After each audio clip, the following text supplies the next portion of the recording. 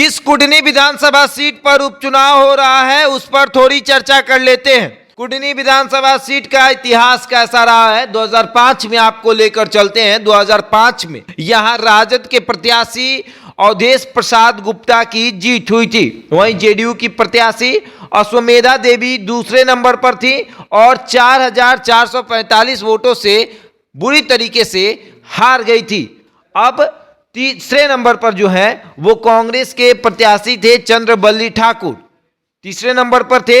JDU के प्रत्याशी दूसरे नंबर पर और आरजेडी के प्रत्याशी अशोक प्रसाद गुप्ता की जीत हुई थी। वहीं अगर बात करें 2010 की तो 2010 में जेडीयू की प्रत्याशी मनोज कुशवाहा की जीत हुई थी और इनको फाइट दिया था एलजेपी के प्रत्याशी विजेंद्र चौधरी ने, जिनको 1570 वोट से हार गए थे मनोज कुशवाहा से।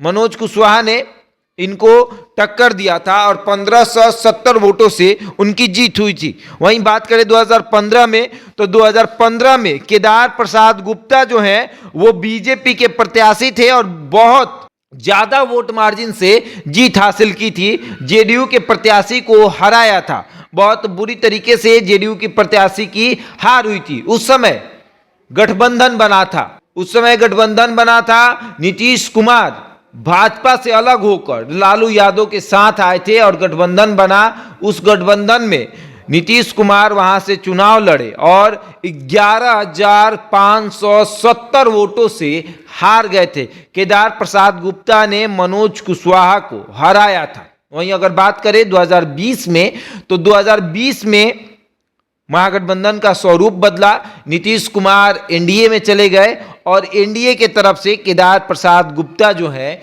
वो उम्मीदवार बने और उसके बाद आरजेडी के प्रत्याशी अनिल कुमार सहनी ने इनको 712 वोटों से हरा दिया था। और अब देखिए कि किस तरीके से 2005 से लेकर 2020 तक वोट मार्जिन जो है वो एक ही समय ज्यादा रहा है, वो है जेडीयू और बीजेपी की जब फाइट हुई है उस समय में।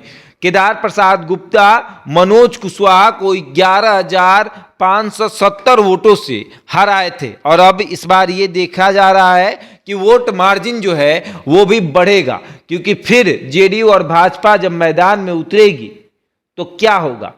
उस समय किसी ने भाजपा का वोट नहीं काटा था और इस बार मुकेश सहनी जो है वो भाजपा का वोट काटने के लिए मैदान में उतर रहे हैं। तो देखने वाली बात ये होगी कि वोट मार्जिन जो है वो कितना होता है, किसकी जीत होगी, जेडीयू की या भाजपा की। लेकिन हमने आपको 2005 से लेकर 2020 तक का इतिहास बताया कि किस तरीके से आरजेडी, फिर जेडीयू, फिर भाजपा, फिर आरजेडी और इस बार किसकी जीत होगी देखना होगा। बहरहाल इस खबर में इतना ही। बने रहे हमारे साथ और देखते रहे द इंडिया टॉप।